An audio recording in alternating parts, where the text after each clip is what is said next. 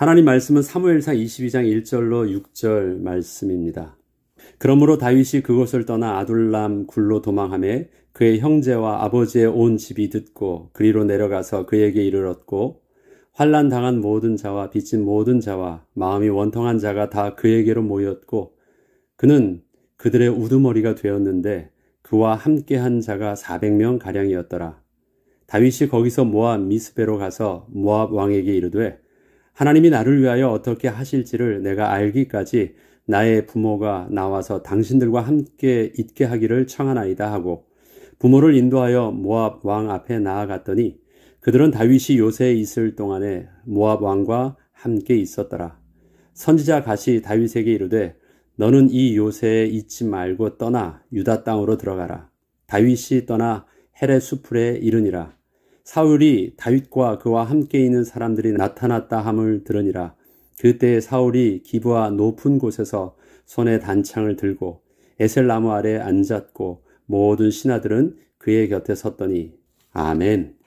사울에게서 도망쳐 나와 두려움 속에서 정신없이 진행했던 일들에 대하여 아주 처절한 실패를 경험하게 된 다윗은 오늘 본문을 통해서 블레셋을 벗어나 아둘람 굴로 도망하여 숨게 되었습니다.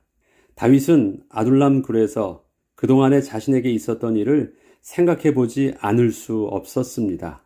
되돌아보면 제사장 아히멜렉에게 가서 하나님께 묻기보다 골리앗의 칼을 요구해서 가지고 나온 것과 가드왕 아기스에게 가서 목숨을 구걸하려 했던 일은 분명 하나님 앞에서 잘못된 일이었고 너무도 부끄러운 일이었습니다. 사울을 피해 무조건 멀리 도망을 가면 해결될 문제도 아니었고 무슨 칼이든 손에 쥐고만 있으면 자신을 지킬 수 있는 문제도 아니었는데 그때에는 마치 그것이 정답인 것처럼 진행했던 자신의 모습을 보면서 다시 블레셋에서 도망을 나와 아둘람 굴에 숨게 되었을 때 비로소 하나님께서 다윗을 통하여 계획하신 광야에서의 출발을 제대로 시작할 수 있게 된 것입니다. 아둘람은 그와 함께한 자가 400명 가량이었더라라는 것으로 시작되어집니다. 사무엘상 22장 1절로 2절에 보면 그러므로 다윗이 그곳을 떠나 아둘람 굴로 도망하며 그의 형제와 아버지의 온 집이 듣고 그리로 내려가서 그에게 이르렀고 환난 당한 모든 자와 빚진 모든 자와 마음이 원통한 자가 다 그에게로 모였고 그는 그들의 우두머리가 되었는데 그와 함께한 자가 400명 가량이었더라. 여기서 다윗이 그곳을 떠났다라는 것은 바로 블레셋 땅 그 가드왕 아기스에게서 도망쳐 나와서 간 곳이 바로 아둘람 굴로 숨어 들어갔다는 것입니다. 다윗이 사울왕을 떠나서 도망을 나오게 된 것도 의도치 않은 일이었지만 지금 자기를 따라서 대략 성인 남자 400명 정도의 사람들이 함께하게 된 것도 다윗 입장에서는 생각지도 못했던 너무도 큰 부담이 아닐 수 없었습니다. 400명이라는 숫자는 남녀노소 모두를 포함한 숫자가 아니라 성인 남자의 숫자만을 말하는 것이기에 실제로 다윗과 함께 하게 된 무리는 그보다 훨씬 더 많았고 이스라엘 땅에서 저들이 제대로 숨을 곳도 없는 상황이 생긴 것입니다. 사울왕은 다윗을 붙잡기 위해서 다윗과 조금이라도 연관되어 있는 사람들이 다윗을 돕지 못하도록 연관되었던 사람들을 계속 괴롭게 하였기 때문에 유다 지파와 다윗의 가문 사람들은 특별히 사울의 경계 대상이었습니다. 다윗이 유다 지파였기 때문에 그렇습니다. 또한 그 밖에 사울의 정치 체제 안에서 고통을 당하고 있던 사람들도 함께 몰려들게 되었는데 그들이 환난을 당하고 빚지고 마음이 원통한 자라고 해서 저들이 모두 사회적 약자들이라는 의미는 아니었습니다. 이런 것 있죠. 어떤 사울왕의 정치 체제면 사울왕 입장에서 혜택을 보는 사람이 있으면 또 그와 반대급부의 사람들이 생깁니다. 어느 나라나 정치 체제가 있으면 그렇습니다. 그래서 사울왕을 따르던 사람들과 그렇지 못했던 사람들은 반대로 그렇게 학대를 당할 수밖에 없었고 여기에는 그렇게 반대되는 사람들도 있었고 또 사회적 약자가 되어져서 그렇게 억울하게 고통을 당하는 자들도 있었습니다.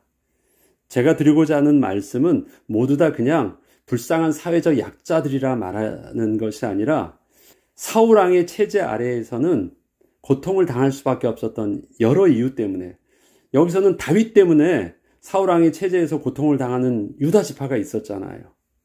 그들은 사회적 약자, 가난한 사람들이 아니에요. 정치 체제 안에서 고통을 당하는 사람들이었습니다. 그렇다면 경제적이고 정치적이고 많은 부분들에 다 피해를 입죠. 사회적으로 또 약한 사람들도 있었고요. 아무튼 그런 사람들이 모두 다 몰려들었습니다. 저들은 사울 왕 입장에서 볼 때는 지금 다윗을 자신의 왕위를 위협하는 자로 경계하는 것과 같이 저들도 다윗을 의지하여 우두머리로 삼아 모인 자들이었기에 이제는 다윗 혼자가 아닌 반역자의 무리가 생겨난 것으로 사울은 여길 수밖에 없게 되었습니다. 그동안 사울이 한 명만 쫓았거든요. 그런데 가만 보니까, 들려지는 소식을 보니까 이제 하나가 아니라 집단이 되었어요. 야, 조금만 더 하면은 반역할 수 있는 반역의 무리가 생긴 것입니다. 그럼 이건 더더욱 긴장할 일이 생긴 것이에요. 또한 다윗 혼자 도망을 나올 때도 반역자로 몰렸는데 이제는 무리들과 함께하여 저들의 우두머리가 되었으니 더 이상 사울 왕에게 어떠한 변명도 할 수 없는, 도저히 사울과는 풀 수 없는 이 관계가 맺어지게 된 것입니다. 다윗의 광야에서의 삶은 도저히 인간적으로는 해결하여 벗어날 수 없는 상황에서부터 시작되었습니다. 하나님이 제대로 시작하게 하신 것이 바로 아둘람 굴이었는데, 그곳에 있게 하면서 자기 하나 문제가 아니라 이젠 사회적 폭도들과 한 반역자의 무리가 되었으니까 사울왕 입장에서는 완전히 반란군을 진압해야 하는 것과 같은 그런 어떤 상황 속에 놓여지게 됐어요.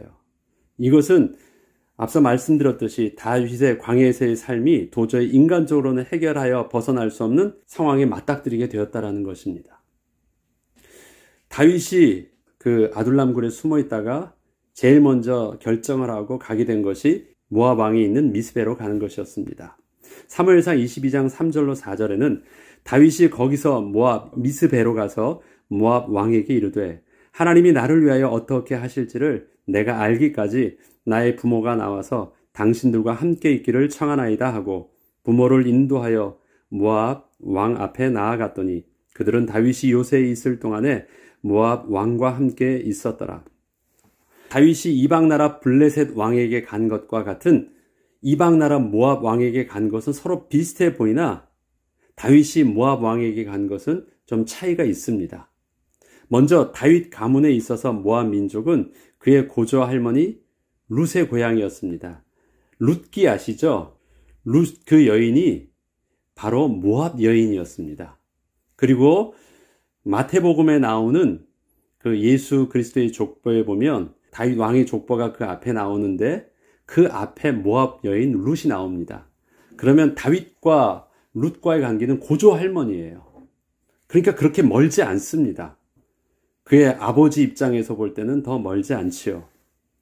그 고조 할머니 룻의 고향이었기에 다윗 가문과 모압 민족은 다른 이스라엘 사람들과는 달리 어느 정도 친분이 있었습니다. 이스라엘 모든 사람들과의 관계를 말하는 것이 아니라 특별히 다윗 가문과 말하는 것입니다.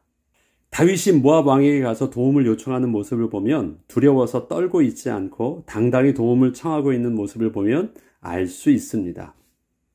특히 다윗이 모압 왕에게 요청하고 있는 내용을 보면 하나님이 나를 위하여 어떻게 하실지를 내가 알기까지 나의 부모가 나와서 당신들과 함께 있기를 청하나이다. 이었습니다. 지난날 블레셋 왕에게 나아갈 때와는 근본적으로 달라진 모습으로 모압 왕에게 나아가고 있는 것입니다. 다윗은 지금 자신이 무엇을 어떻게 해야 하는지 하나님께 기도하고 답을 얻어야 할 시간이 필요했고 그 기간 동안 나이가 많으신 부모님과 그 밖에 부녀자와 아이들의 보호를 모압 왕에게 요청한 것입니다. 그리고 본인은 또 저들을 떠나 은신처에 숨어 있었습니다. 전에 블레셋에 들어갈 때는 하나님께 묻고자 이런 것이 아니었거든요. 무조건 살고자였습니다. 이것밖에 다른 길이 없다 생각해서 본능적으로 도망가는 발걸음이었습니다. 그러나 모압 왕에게 간 것은 피하는 것은 맞았지만 시간을 벌자고 했고 명확한 이유를 가지고 모압 왕에게 요청을 하고 있는 것입니다. 기한을 두었는데 우리가 또 내가 하나님의 뜻이 무엇인지 어떻게 해야 하든지 알 때까지 우리를 좀 보호해달라, 그 말이었습니다. 다윗은 지금 자신을 따르는 약 400명의 군사들과 함께 사울 왕과 맞서 싸울 준비를 하고 있는 것이 아니라 하나님의 뜻이 무엇인지를 간절히 기도하고 있습니다. 이것이 지금 블레셋을 떠나서 아둘람 굴에 왔을 때 그가 하나님 앞에서 다시는 이런 부끄러운 일들을 하지 않겠다라고 다짐하고 새롭게 시작하게 된 그 시작이 바로 하나님의 뜻을 구하는 것이었습니다. 그 전에는 제사장에게 가도 하나님의 뜻을 묻지 못했었는데 그가 홀로 굴에 있을 때, 전에보다 개인이 아니라 이젠 자기 주위에 700~800명의 그 많은 사람들을 거느리면서 더 어려워졌을 때 그는 오히려 더 조급하지 않고 가만히 하나님의 뜻을 먼저 구해야 되겠다고 진지하게 하나님 앞에 서 있는 것입니다. 완전히 달라진 모습을 볼 수 있습니다. 이때 기도하고 있던 다윗에게 선지자 갓이 다가와서 하나님의 뜻을 말씀해 주십니다. 너는 요새에 있지 말고 떠나 유다 땅으로 들어가라. 갓 선지자가 말씀하셨습니다. 사무엘상 22장 5절로 6절에는 선지자 갓이 다윗에게 이르되 너는 이 요새에 있지 말고 떠나 유다 땅으로 들어가라. 다윗이 떠나 헤렛 수풀에 이르니라. 사울이 다윗과 그와 함께 있는 사람들이 나타났다 함을 들으니라. 그때 사울이 기브아 높은 곳에서 손에 단창을 들고 에셀나무 아래에 앉았고 모든 신하들은 그의 곁에 섰더니, 다윗은 지금 이스라엘 땅으로 들어가면 즉시로 사울의 레이다망에 걸린다는 거 잘 알고 있어요. 그래서 안 들어가려고 했는데 하나님의 말씀에 들어가라고 해서 들어간 것이에요. 그리고 아니나 다를까 사울이 즉시 듣고 잡으러 왔다라는 내용이 지금 기록되어 있는 것입니다. 하나님의 뜻을 구하고 있던 다윗이 드디어 선지자 갓을 통하여 하나님의 음성을 듣게 되었습니다. 그런데 그렇게 기다리던 하나님의 뜻은 다시 사울 왕의 영향권 안으로 또 들어가라는 말씀이셨습니다. 그것도 사울이 제일 표적으로 삼고 있던 지역인 유다 땅으로 다시 들어가라는 것이었습니다. 너무 당황스럽고 황당하지 않습니까? 하나님께 답을 구했는데 하나님의 어떤 새로운 그 묘수가 나올 줄 알았는데 처음으로 돌아가라고 말씀하시는 거예요. 다윗이 사울 왕과 맞닥뜨리지 않으려 도망을 나온 것이었는데 하나님의 뜻은 다시 그 사울 왕과의 갈등의 현장으로 다시 들어가라고 하신 것이었습니다. 다윗에게 닥쳤던 그 해결할 수 없었던 문제를 다윗은 피함으로 해결하려 했는데 하나님께서는 그 문제 앞에 정면으로 다시 서게 하신 것이었습니다. 다윗은 사울과 맞서 싸울 수도 없었습니다. 물론 싸울 능력도 힘도 없었지만 그러한 무능력함 때문에 맞서 싸우지 않은 것이 아니라 사울이 비록 자신을 죽이려 하고 있었지만 그는 하나님이 세우신 왕이었기에 그 권위에 도전할 수 없는 것이었습니다. 딱히 숨을 곳도 없는 유다 땅에서 앞으로 사울 왕을 피해서 산다는 것이 도무지 답이 보이질 않았지만 그것도 혼자가 아니라 이제는 거의 700~800명의 숫자와 함께 산다라는 것은 이 말이 안 되는 상황이에요. 유다 땅, 그 작은 땅의 그 광야에 있는 것이기 때문에 다윗은 즉시 순종함으로 유다 땅으로 들어가게 되었습니다.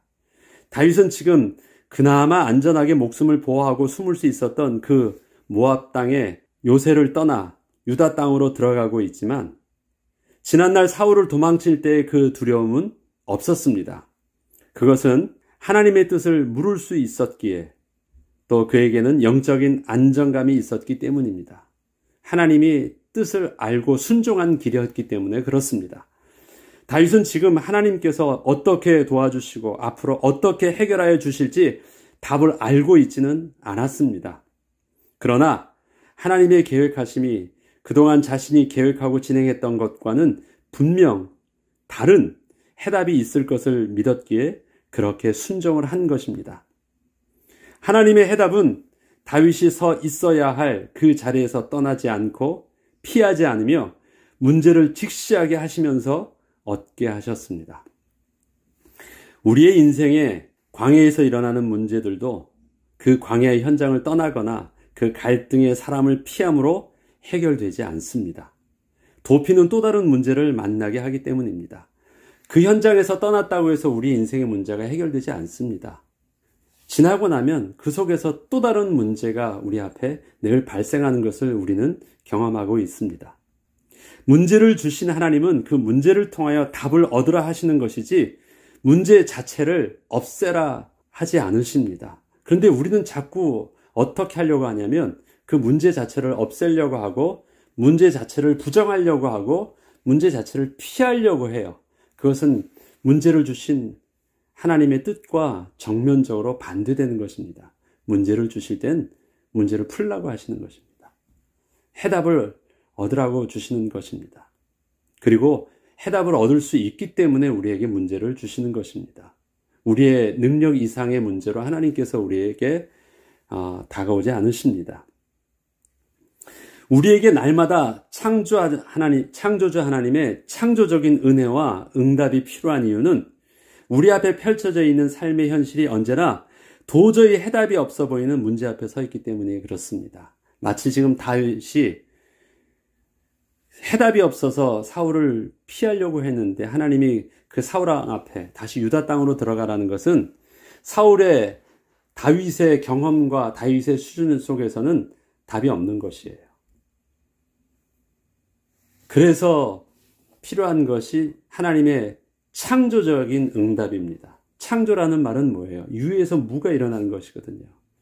하나님의 창조의 응답이 하나님의 창조의 은혜가 우리에게도 날마다 구해야 되는 순종할 때 하나님 앞에서 구해야 되는 그 은혜와 응답이 나는 답이 없지만 하나님의 말씀을 신뢰함으로 순종을 선택합니다. 그러면 하나님이 내게 주실 답은 뭐예요? 창조의 은혜와 창조의 응답인 것입니다. 다윗은 이러한 광야의 삶 속에서 하나님의 뜻대로 인도받기를 선택했을 때 하나님께서 주셨던 그 응답들을 시편 40편에서 이렇게 고백하고 있습니다. 물론 시편 40편에만 나와 있는 것은 아닙니다만 40편에 제가 40편 한 편만을 통해서 한번 읽어보겠습니다. 내가 여호와를 기다리고 기다렸더니 귀를 기울이사 나의 부르짖음을 들으셨도다. 나를 기가 막힐 웅덩이와 수렁에서 끌어올리시고 내 발을 반석 위에 두사 내 걸음을 견고하게 하셨도다.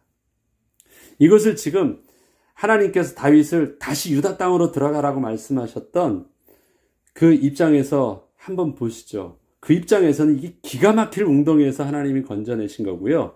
설 수 없었던 반석 위에서 하나님이 당당히 서게 하신 거예요. 뒤에 다음 장에 보면 다윗이 어디를 가든지 사울 왕이 그를 찾고자 하는데 찾지 못했다라고 기록되어 있어요. 말도 안 돼요. 이스라엘의 그 좁은 땅에서 그 많은 숫자를 사울 왕이 많은 레이더를 다 지금 펼쳐놓고 계속해서 찾고 있는데 사울을 못 찾았대요. 말이 됩니까? 그리고 그 뒤에 보면 굴에 숨어 있는데도 그 굴 속에서 사울 왕이 잠자면서도 몰라요. 이것은 하나님께서 사울과 그와 함께한 자들의 그냥 눈을 멀게 하지 그냥 눈을 들어 보시면 다 찾을 수 있었고 볼 수 있었던 일들인데 그런 일들이 일어나지 않고 있는 것이에요. 그건 이제 뒤에 보면 어떻게 하나님이 창조의 응답을 주시는지 좀 더 잘 알 수 있습니다. 여호와를 의지하고 교만한 자와 거짓에 치우치는 자를 돌아보지 아니하는 자는 복이 있도다. 여호와를 의지하는 자는 지금 다윗처럼 순종하는 자예요. 미련한 자예요. 그 어리석은 자예요. 그런데 교만한 자와 거짓에 치우치는 자는 누구일까요? 내 뜻이 옳다고 생각하는 것, 내 생각이 옳다고 하는 자가 교만한 자예요. 여호와를 의지하는 자가 지혜로운 자고 여호와를 의지하는 것이 지혜와 지식의 근본이다라고 말하고 고백을 합니다. 그렇기 때문에 여호와를 의지하고 교만한 자와 거짓에 치우치는 자를 돌아보지 아니하는 자는 복이 있도다. 저들과 짝하지 않는 것은 복이 있다고 말합니다. 여호와 나의 하나님이여, 주께서 행하신 기적이 많고 우리를 향하신 주의 생각도 많아. 우리를 향하신 주의 생각이 많대요. 나는 하나님 정말 아무 생각이 없으시네요. 나를 어떻게 그렇게 밀어붙일 수 있어요? 하나님, 저에 대해서 조금 입장을 생각하신다면 그렇게 저에게 말씀하지 않으실 것 같은데 나보다 더 많은 생각을 가지고 있어서 그렇게 하셨대요. 전에는 나보다 생각이 없으셔서 그렇게 하시는 줄 알았는데 이게 다윗이 고백입니다. 우리를 향하신 주의 생각도 많아 누구도 주와 견줄 수가 없나이다. 이것을 내가 널리 알려 말하고자 하나 너무 많아 그 수를 셀 수도 없나이다. 광야에서 다윗은 이러한 하나님의 응답을 한 번 겪은 것이 아니라 광야의 삶 전체가 그렇게 되었대요. 하나님께서는 그 문제 앞에 계속 다윗을 몰아붙이셨습니다. 그리고 그 문제 속에서 하나님이 주시는 기가 막힐 수렁에서 건져주시는 하나님의 응답들을 통해서 우리를 향한 하나님의 생각이 얼마나 많고 깊고 넓은지를 체험하면서 거룩하신 하나님을 알아갔고 그 하나님의 백성 되었다라는 하나님 자녀된 그 신분과 권세들을 다윗은 점점 깨달아갔습니다. 그것이 다윗이 광야의 삶이었고 하나님이 너 유다 땅으로 들어가라 말씀하시는 하나님의 광야에서의 삶의 출발이었습니다. 저와 여러분에게 그렇게 하십니다. 동일한 말씀을 하십니다. 문제 앞에서 문제를 우리는 이제는 나의 의지를 가지고 맞닥뜨리라 말씀하시는 것이 아닙니다. 용기를 한번 가져보라 말씀하시는 건 아니십니다. 순종하라 말씀하시는 것입니다. 그리고 신뢰하라 말씀하시는 것입니다. 나는 여전히 가난하고 나는 여전히 약하고 두렵지만 그건 두려운 것은 그냥 감정이고 신뢰해야 되는 나의 손 하나님 손을 붙잡으면 하나님이 기가 막힐 웅덩이에서 건져주시는 은혜를 또 문제를 맞닥뜨렸을 때 그 문제에 대한 해답들을 하나님이 우리에게 응답으로 주실 것입니다. 그 은혜를 저와 여러분이 이번 한 주간도 누리는 응답이 있길 주의 이름으로 축복합니다. 기도하겠습니다. 하나님께서는 다윗보다 다윗을 더 잘 아시고 계셨기에 하나님께서는 다윗을 어쩌면 당황스러워 보이는 삶의 문제의 현장으로 다시 몰아넣으셨습니다. 그러나 몰아넣으신 것이 아니라 그것이 바로 하나님께서 다윗에게 약속하셨던 축복의 현장이셨기에 그렇게 하셨던 것처럼 하나님 우리에게서도 우리의 삶 속에서 이젠 더 이상 도망치는 자 되지 않게 하시고 그 문제 앞에서 신실하신 하나님과 함께함으로 성령의 인도하심을 따라 하나님이 주시는 창조의 응답을 누리는 주인공으로 당당히 서게 하여 주옵소서. 감사드리며 우리 주 예수 그리스도 이름으로 기도합니다. 아멘.